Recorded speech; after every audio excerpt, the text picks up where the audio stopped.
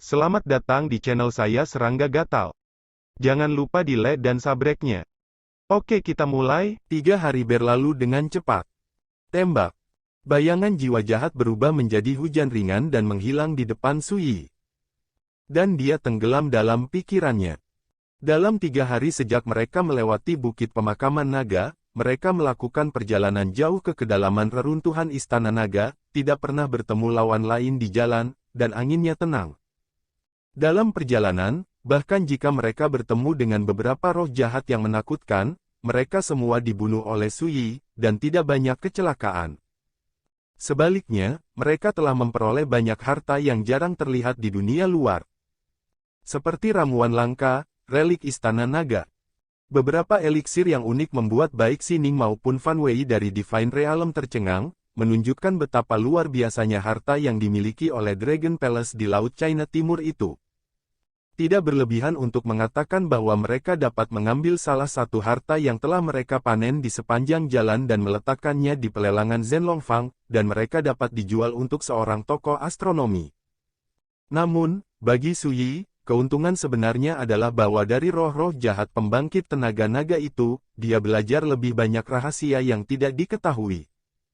Pertama, penghancuran istana naga di Laut Cina Timur memang terkait dengan buku harta karun rahasia Chaos of Karma. Namun, para dewalah yang benar-benar menghancurkan istana naga di Laut Cina Timur.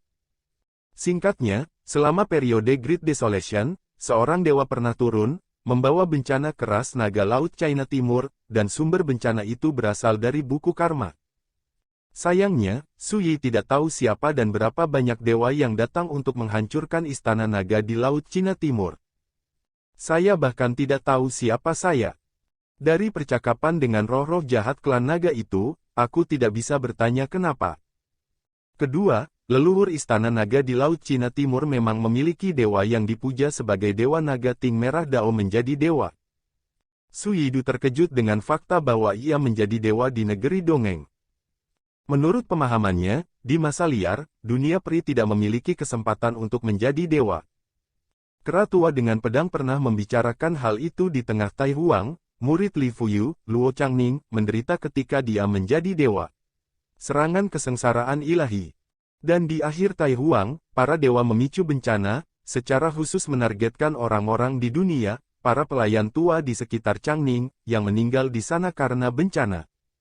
Demikian pula, kera tua juga dirampok dalam bencana itu. Tapi sekarang, Sui tahu bahwa jalan untuk menjadi dewa tidak benar-benar hilang sepenuhnya di masa liar. Contoh hidup. Namun, yang mengerikan adalah tidak lama setelah Dewa Naga Ting Merah menjadi dewa, Istana Naga Laut Cina Timur mengalami bencana, bahkan tampaknya Dewa Naga Citing tidak bisa lepas dari bencana ini. Sui secara khusus bertanya kepada Xining tentang masalah ini. Bagaimanapun, leluhur pihak lain adalah orang besar di masa awal Tai Huang. Xining jawabannya sederhana. Peluang menjadi dewa berkaitan dengan hukum zaman. Selama Anda menemukan hukum zaman, Anda dapat memahami misterinya, mengontrol kekuatannya, menyalakan api, memadatkan ketuhanan, dan menjadi dewa. Pada masa awal Tai Huang, yang erat kaitannya dengan jalan menjadi dewa adalah 9 harta karun zaman yang dikabarkan akan lahir di sumbernya. Kekacauan di negeri dongeng. Yaitu, 9 rahasia kekacauan. Yang pasti adalah Yang Maha Kuasa yang meninggalkan alam abadi dengan kait pencuri langit dan payung kesengsaraan, pasti telah menjadi dewa di alam abadi. Karena, Dewa Naga Ting Merah, dari ras naga Laut China Timur dapat menjadi dewa, itu mungkin terkait dengan kitab karma. Penjelasan ini disetujui oleh Sui. Namun, ada yang aneh di hatinya. Milik. Generasi kelima Li Fuyu awalnya memiliki harta rahasia kacau dari Jian Zijian. Apakah dia juga menjadi dewa pada awalnya?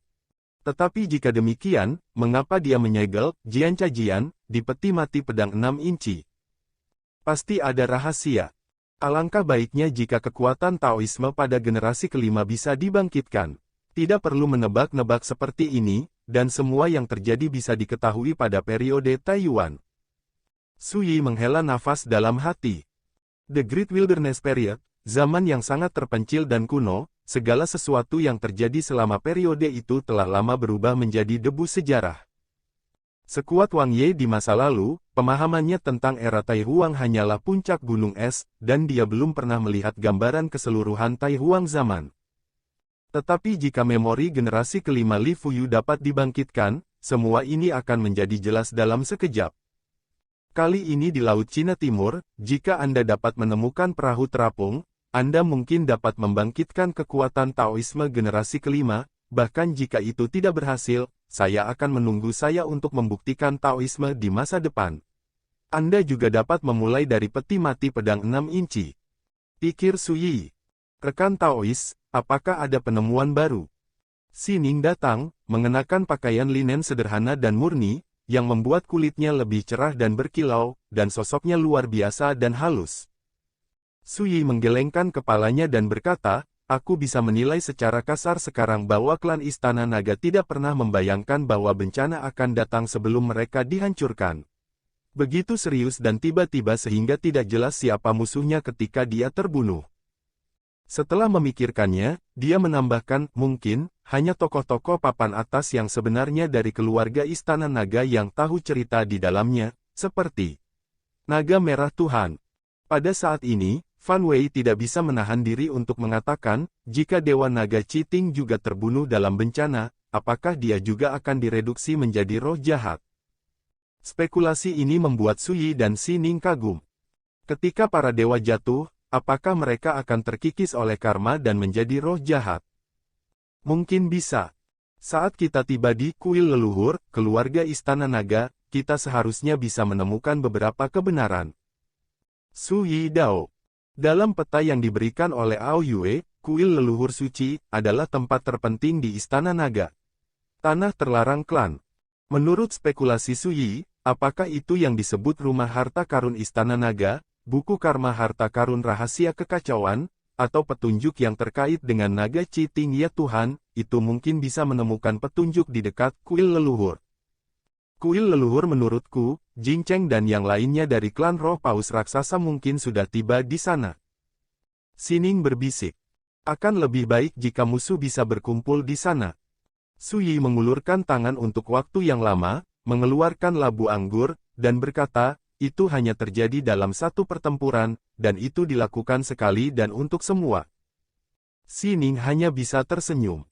Setelah memikirkannya, dia dengan serius mendesak rekan Taois, jangan lupa apa yang saya katakan, orang lain mungkin bukan apa-apa, tetapi karakter anak baptis itu tidak diragukan lagi, hal yang paling berbahaya tidak boleh dianggap enteng. Su Yi mengangguk. Ketika dia di jalan, Si Ning secara khusus berbicara dengannya tentang karakter anak dewa. Dewa-dewa ini tidak hanya menakutkan dalam kekuatan, tetapi juga memiliki banyak kartu truf.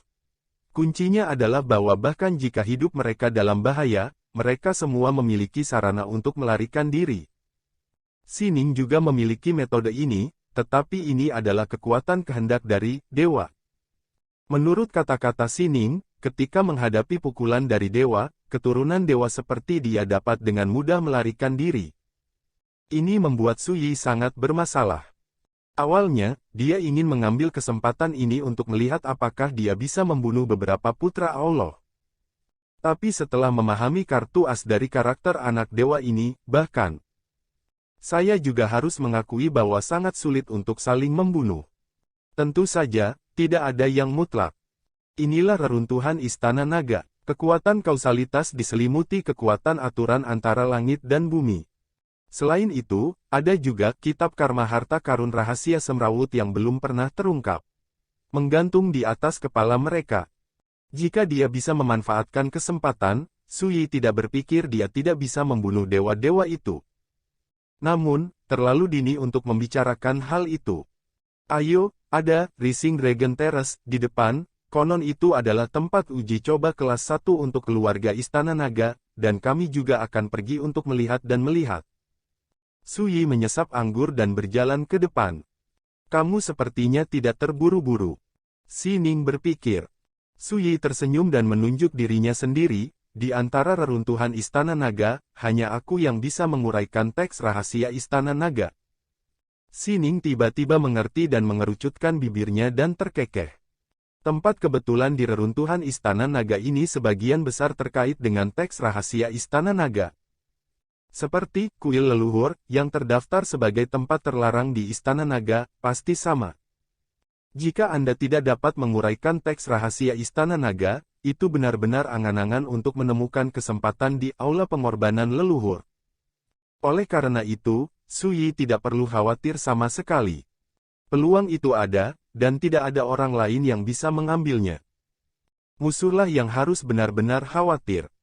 Lagi pula, Sui seperti memegang kunci, tanpa kunci ini, dia tidak bisa membuka tempat kebetulan di reruntuhan Istana Naga. Bagaimana ini bisa membuat musuh-musuh itu tidak cemas? Tapi mereka tidak melakukan apa-apa selama 3 hari. Saya curiga mereka takut akan konspirasi. Fan Wei mengerutkan kening. Dia tahu betul bahwa anak baptis itu sama sekali bukan pengecut. Tapi sekarang, 3 hari telah berlalu, dan aku belum melihat jejak anak-anak Tuhan itu. Sudahlah, konspirasi apapun hanyalah jejak. Sui menggelengkan kepalanya sedikit. Selama percakapan, di kejauhan antara langit dan bumi, sebuah gunung besar runtuh ke tanah. Patung gunung terpotong dari tengah. Mirip dengan burit Dragon Ridge, langit di sana juga diselimuti awan petir tebal berwarna darah, dengan kekuatan reguler seperti pasang surut yang bergerak di dalamnya, cahaya merah menyala, hati yang berdebar. Area di dekat gunung diselimuti kabut. Ketika Sui dan yang lainnya tiba, mereka melihat banyak noda darah tertinggal di gunung yang runtuh, serta beberapa pecahan harta karun dan tulang belulang yang berserakan di tanah. Tanah. Tidak diragukan lagi ada pertempuran berdarah dan tragis di sini ketika bencana terjadi tahun itu. Ini Seng Long Tai. Si Ning terkejut. Dalam perjalanan, dia mendengar Sui membicarakannya. Seng Long Tai adalah tempat ujian tertinggi bagi keluarga Istana Naga. Hanya naga kuat Taijing yang memiliki kesempatan untuk menginjak platform naga naik. Ao Yue, tetua dari klan naga, sedang melakukan uji coba di Rising Dragon Platform untuk merangsang potensinya dan memanfaatkan kesempatan untuk membuktikan Tao. Seharusnya di sini. Sui melihat sekeliling, ketika saya menangkap roh naga yang mati di sini, tanyakan saja. Dia akan bertindak, dan Fan Wei, yang sedang menyelidiki situasi di kejauhan, tiba-tiba membuka mulutnya dan berkata, lihat, ada tablet batu di sini. Ada banyak teks rahasia Istana Naga yang terukir di atasnya. Tiba-tiba, baik Sui maupun Si Ning menoleh. Prasasti itu terkubur jauh di dalam reruntuhan gunung yang runtuh, hanya sebagian kecil yang tersingkap. Fan Wei mengangkat tangannya dan mengeluarkan prasasti, setinggi sekitar 1 kaki, membersihkan debu. Permukaan prasasti yang terbuka berwarna hitam seperti tinta, dan permukaannya diukir dengan rahasia Istana Naga yang padat. Sui dan Si Ning melangkah maju dan melihatnya. Tempat ini memang Seng Long Tai, tempat uji coba kelas 1 Istana Naga di Laut Cina Timur, dan teks rahasia yang terukir di loh batu ini adalah terkait dengan Seng Long Tai beberapa rahasia. Setengah suara, Sui berkata, menurut tablet batu, Seng Long Tai dibagi menjadi 8 lapis tangga batu, mewakili 8 lapis tangga batu yang dianggap sebagai sangkar jalan oleh para Raja Naga penghalang budidaya. Setiap lapisan, dicetak dengan kekuatan unik asal Dao dari keluarga naga. Melintasi tangga batu berlantai 8, itu seperti naga yang terperangkap naik ke langit, memanjat ke platform naga yang naik, dan memperoleh kekuatan asli dari Dao Long Mai, untuk meredam tubuh dan jalan. Hanya Raja Abadi Negeri Ajaib dari keturunan ras naga yang memenuhi syarat untuk memasuki Rising Dragon Platform untuk uji coba. Mereka yang bukan dari ras naga masuk itu, dan mereka sangat mudah menderita dan mati. Mendengar ini, Si Ning tanpa sadar mengangkat matanya untuk melihat Sui, sepertinya rekan Taois telah melewatkan kesempatan ini. Sui tertawa dan berkata, tidakkah menurutmu percobaan seperti ini lebih menarik? Si Ning tidak bisa menahan diri untuk tidak terpana, dan sentuhan emosi muncul di hatinya. Beberapa hal, lihat bab sebenarnya untuk detailnya. Beberapa orang memiliki semangat tersendiri dalam gerak tubuh mereka. Kata-kata Sui yang tampaknya acak membuat Si Ning mengalami gaya yang berbeda. Perhatikan, bahkan ketika dia mendengar syarat untuk persidangan Seng Long Tai, dia secara tidak sadar berpikir bahwa percobaan seperti itu terlalu berbahaya. Tapi dalam pandangan Sui, cobaan semacam ini membuatnya semakin menantikannya. Membandingkan keduanya, bagaimana tidak membiarkan Xining menghela nafas. Fan Wei mau tak mau melihat Su Yi sekali lagi. Semakin banyak kontak dengan Su Yi, semakin dia bisa menghargai betapa istimewa dan berbedanya pemuda ini, dan semakin terkejut dan hormati dia. Dan kamu harus tahu bahwa ketika pertama kali kita bertemu, dia masih menganggap dirinya sebagai senior, dan dia tidak menganggap serius pemuda dari negeri dongeng ini. Su Yi tidak terlalu memikirkannya. Telapak tangan dan jarinya terjepit, dan bibirnya mengucapkan bahasa naga yang tidak jelas. Sebuah kekuatan tak terlihat melambai, diikuti oleh ujung jarinya, dan kemudian menyebar ke segala arah. Di langit di atas gunung yang runtuh di depan, riak spasial yang dahsyat tiba-tiba muncul.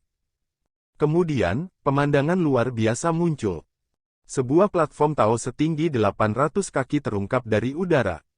Peron benar-benar gelap, dengan 8 lapis anak tangga batu menuju ke atas peron, setiap lapisan tingginya 100 kaki, sebanding dengan kota tinggi di dunia. Pintu dan tangga batu ditutupi dengan totem pola naga yang kompleks dan misterius, memancarkan gumpalan napas naga kuno.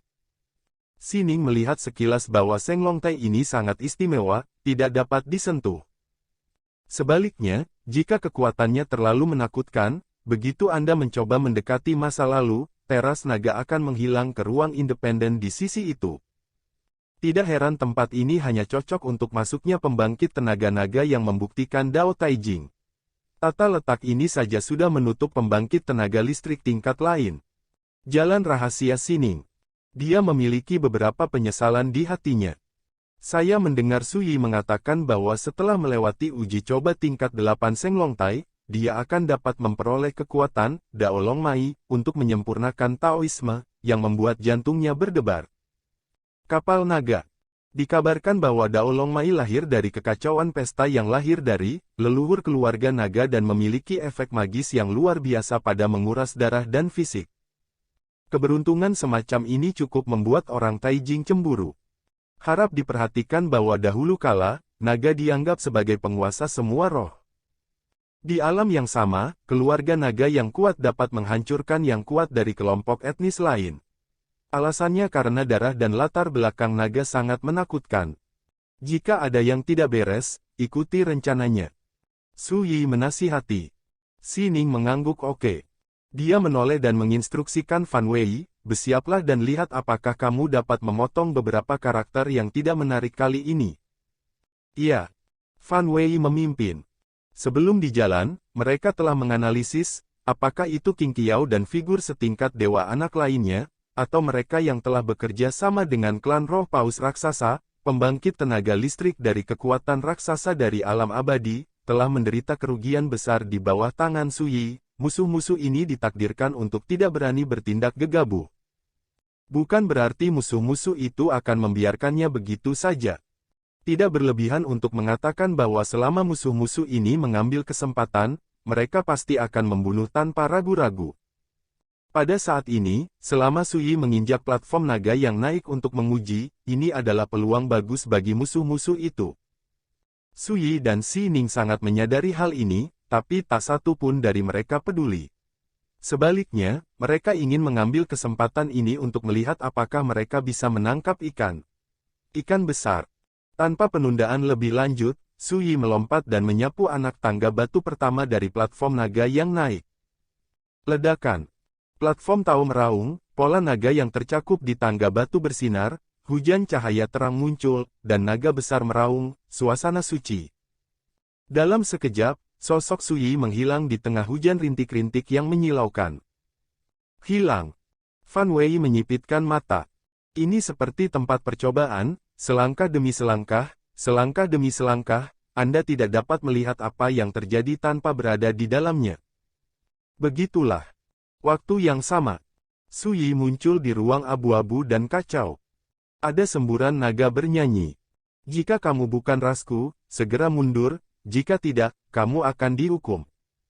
Suara keras bergema, menggetarkan jiwa. Su Yi tersenyum dan mengabaikannya. Segera, di dunia yang kacau, cahaya keemasan tiba-tiba muncul, seperti serangan angin dan guntur. Perhatikan baik-baik, itu adalah seorang pria berjubah emas, dikelilingi oleh guntur dan kilat yang menyilaukan, sosok yang kokoh, sepasang tanduk naga, sepasang mata ketika itu membuka dan menutup, tampak seperti langit berbintang di alam semesta, dengan ratusan juta bintang muncul. Mata Sui memiliki warna yang berbeda. Pria berjubah emas ini bukanlah orang yang hidup, tetapi kekuatan kehendak yang abadi, dipadatkan oleh kekuatan kacau yang misterius. Dari segi nafas, seharusnya tidak lebih lemah dari tingkat Immortal King of the Great Perfection di dunia. Siapa kau berani melanggar Seng Long Tai klan kami? Pria berjubah emas membuka mulutnya, dan suaranya seperti raungan yang menggelegar, yang mengguncang aliran udara yang kacau ke segala arah. Saya adalah penguji yang kebetulan lewat. Sui berkata dengan acuh tak acuh, bagaimana denganmu, leluhur keluarga naga yang mana? Dia menggunakan bahasa naga. Ini mengejutkan pria berjubah emas, teks rahasia klan naga saya jarang diteruskan, kecuali orang kuat yang diakui secara bulat oleh klan naga saya, jika tidak ada orang yang dapat menguraikan misteri sebenarnya dari skrip rahasia klan saya. Izinkan saya bertanya, siapa yang mengajari Anda skrip rahasia klan naga? Sui bergerak dalam hatinya dan berkata, Li Fuyu. Dia tidak berbohong, dia mempelajari teks rahasia Istana Naga dari boneka perang jiwa Lei Ze, dan Lei Ze adalah pelayan Li Fuyu generasi kelima. Li Fuyu. Pria berjubah emas mengerutkan kening, siapa dia? Sui kecewa. Dia awalnya hanya mencobanya, untuk melihat apakah pria berjubah emas itu memiliki Li Fuyu atau tidak, mungkin dia bisa menanyakan beberapa rahasia. Tapi yang jelas, pria berjubah emas ini tidak mengenal Li Fuyu. Ini juga membuat Sui semakin merasa bahwa kehidupan kelimanya terlalu misterius dan menyendiri. Si kera hanya mendengar legenda tentang dirinya. Dewi Sining hanya mengetahui dari kakeknya bahwa peti mati pedang 6 inci, harta rahasia kekacauan, jatuh ke tangan Li Fuyu. Dan pria berjubah emas ini jelas merupakan tekad yang ditinggalkan oleh leluhur klan naga, dan pria ini pasti merupakan eksistensi yang luar biasa di periode Tai Huang. Tapi pria berjubah emas itu belum pernah mendengar nama Li Fuyu, yang semuanya membuat Li Fuyu tak diragukan lagi semakin misterius. Sebelum Sui dapat berbicara, pria berjubah emas itu berkata pada dirinya sendiri, lupakan saja, ini tidak relevan, karena kamu dapat menguasai teks rahasia naga istana, kamu juga memenuhi syarat untuk berpartisipasi dalam ujian. Latihan. Ledakan. Dia menyerang dengan berani, dan di antara telapak tangannya, guntur melonjak, mengembun menjadi cakar naga yang menutupi langit, dan meraih Sui melintasi langit. Ini dia. Sui tercengang, dia menghindar dan berkata, tunggu, aku masih punya sesuatu untuk dikatakan. Pria berjubah emas berkata tanpa ekspresi, di panggung Seng Long, kamu tidak berbicara tentang kasih sayang, dan kamu tidak memiliki hubungan apapun denganku. Jika Anda ingin lulus uji coba, tunjukkan saja keahlian Anda yang sebenarnya, jika tidak, Anda akan mati di sini hari ini. Ledakan. Suara itu masih bergema, aura pria berjubah emas itu menjadi sangat menakutkan, dan dia melompat untuk membunuh Sui. Di sekelilingnya, guntur yang hebat mengamuk, naga itu bernafas, dan naga itu perkasa. Sama-sama, sepertinya ada bayangan naga besar muncul di belakangnya, berkeliaran di langit berbintang, bermandikan miliaran guntur, mengguncang bintang yang tak terhitung jumlahnya.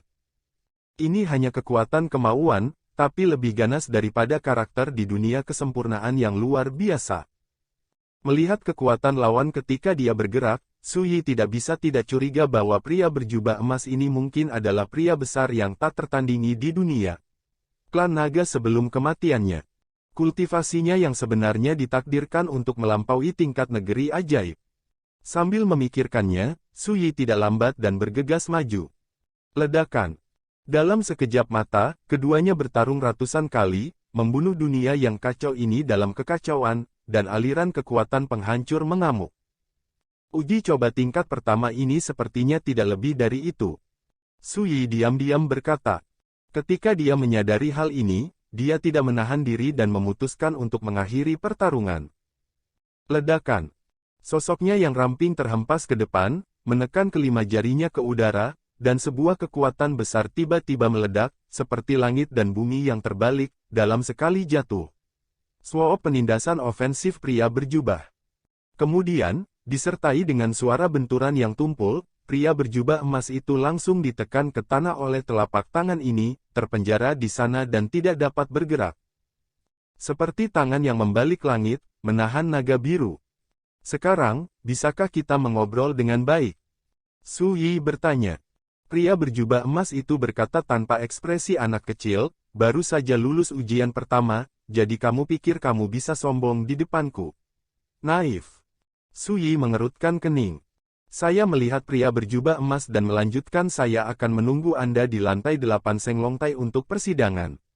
Saya menekan, saya tidak keberatan memberimu kesempatan untuk berbicara. Su Yi. Dewa orang ini benar-benar meninggalkan kekuatan kehendaknya di persidangan lantai 8. Awalnya tidak dikira tidak perlu menggunakan senjata untuk menghadapi lawan seperti itu, namun saat ini ia harus mengeluarkan senjatanya, jika tidak, itu telah menjadi agak tak terbendung. Kelahiran kembali dari abu akan terus dikonsumsi, dan begitu kekuatan garis keturunan seseorang dikonsumsi secara berlebihan, itu juga akan merusak sumbernya. Saya harus mengatakan, Anda melampaui harapan saya. Tapi sekarang saya harus menggunakan semua kekuatan saya. Dengan kata-kata Cao Yuwei, api Phoenix yang sebenarnya adalah seperti lautan sungai. Umumnya, mereka berkumpul ke arah itu, dan benar-benar mengambil kembali domain api sejati Phoenix. Api asli Phoenix yang berkobar mengembun dan terbentuk di sekitar tubuhnya, berubah menjadi baju besi merah keemasan yang megah menutupi seluruh tubuhnya. Memegang pedang, itu menatap Tuan Muda Mei seperti iblis.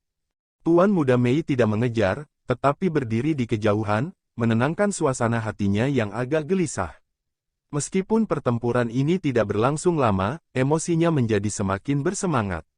Sebelum dia tidak benar-benar menghadapi Undead Phoenix di level Great Demon King, dia tidak tahu apakah dia benar-benar bisa melawan.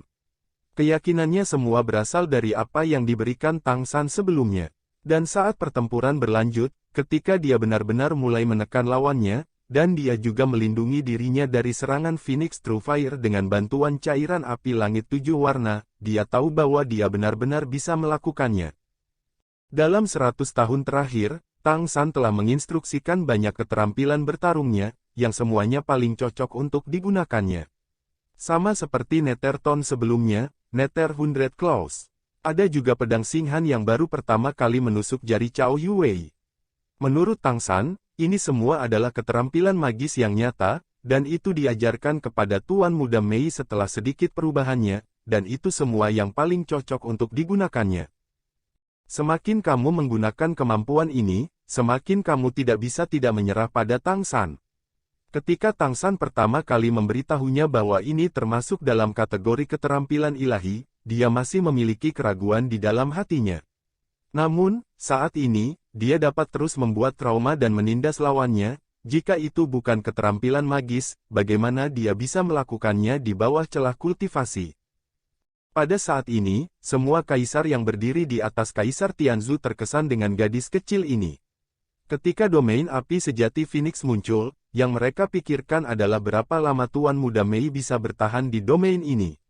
Kaisar Iblis Harimau Putih dan Kaisar Iblis Jingfeng bahkan siap datang untuk menyelamatkan. Namun, saat pertempuran berlanjut, mereka tercengang melihat bahwa Tuan Muda Mei sebenarnya telah menekan Raja Iblis besar dari klan Huofeng, dalam arti sebenarnya, dan bahkan memaksanya untuk dilahirkan kembali dari abu. Sungguh luar biasa. Konten versi webnya lambat, silahkan download aplikasi Love Reading Novel untuk membaca konten terbaru. Seperti yang Cao Yuwei pikirkan dalam hatinya, Raja Iblis garis keturunan tingkat pertama tidak sama dengan Raja Iblis biasa. Belum lagi keturunan dari 3 ras terkuat di Kekaisaran Tianyu. Dalam hal latar belakang yang mendalam, bukan tidak mungkin bahwa garis keturunan Huofeng adalah yang terkuat di Kekaisaran Tianyu. Lagi pula, suku Tianhu tidak pandai berkelahi.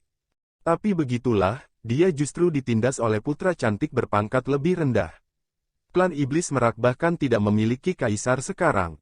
Tuan Muda Mei masih berada di peringkat 9 lebih dari setengah tahun yang lalu, dan dia masih berpartisipasi dalam turnamen elit pengadilan leluhur. Dan hari ini, setelah lebih dari setengah tahun, dia benar-benar dapat bersaing dengan Raja Iblis Besar, lalu memberinya beberapa tahun lagi, seberapa kuat dia. Berapa lama baginya untuk menjadi seorang kaisar? Para kaisar yang hadir semua merasa sedikit tidak dapat dipercaya saat ini, karena kekuatan yang ditunjukkan oleh putra cantik itu benar-benar di luar dugaan mereka. Tianhu Demon Emperor sedikit mengernyit, matanya menyipit, tidak tahu apa yang dia pikirkan. Dari sudut pandangnya, semua yang harus dia lakukan adalah untuk kelanjutan yang lebih baik dari monster dan monster, sehingga negeri dongeng dapat selalu menjadi keseluruhan yang ada di inti wajah. Mengapa dia mengincar gadis cilik ini? Karena ketika dia memenangkan kejuaraan, dia pernah merasakan sesuatu yang tidak biasa dalam dirinya, dan juga darinya pendamping itu merasakan ancaman yang lebih kuat. Bahkan sebagai seorang kaisar, dia bisa merasakan ancaman ini, dan ancaman itu bukan dirinya sendiri, tetapi yang dia jaga. Itu sebabnya dia diam-diam memimpin Raja Iblis Kegelapan untuk memburu Tang San dan Tuan Muda Mei. Setelah Raja Iblis Kegelapan kembali, dia mengatakan bahwa ada kekuatan yang mirip dengan Dewa Laut yang menghentikannya, tetapi dia telah melenyapkannya, dan anak itu bernama Sura benar-benar musnah.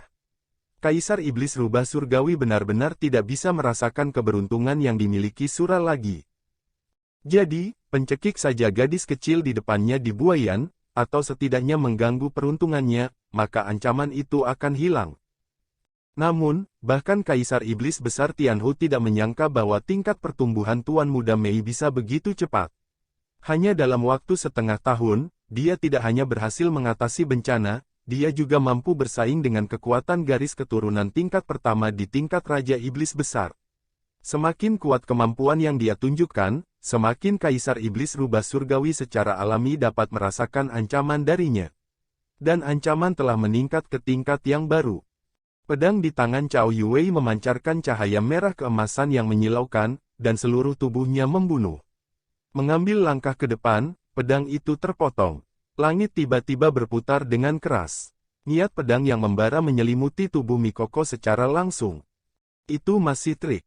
Ekspresi Tuan Muda Mei tidak berubah, dia mengambil inisiatif untuk melangkah maju, dan lingkaran misterius lain di langit bergoyang. Tembakan pedang yang sangat kuat sekali lagi dikesampingkan. Ada pembangkit tenaga listrik tingkat atas yang hadir, dan mereka semua dapat melihat bahwa keterampilan yang digunakan Tuan Muda Mei sekarang jelas merupakan keterampilan ilahi di antara keterampilan ilahi. Kekuatan lawan jelas jauh lebih kuat dari miliknya, tapi itu tidak bisa menghancurkan pertahanan supernya. Harap keluar dari halaman transcoding, silahkan download aplikasi iRead Novel untuk membaca chapter terbaru. Namun, tidak ada yang meragukan asal-usul kemampuan ini.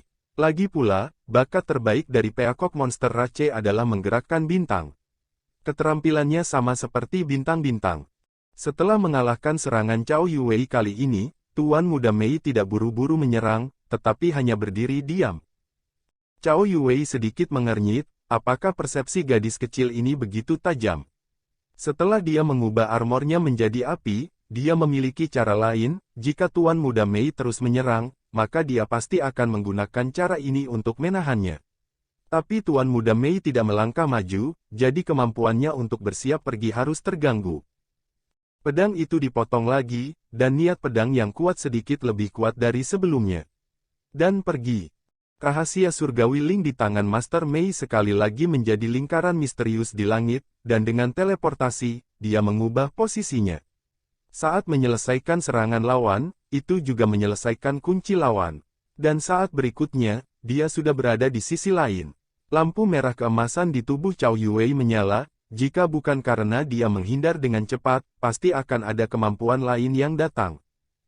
Eja, sepertinya dia akan bertarung dengan Cao Yuwei untuk mengkonsumsi. Sekian dulu dari Mimin. Terima kasih.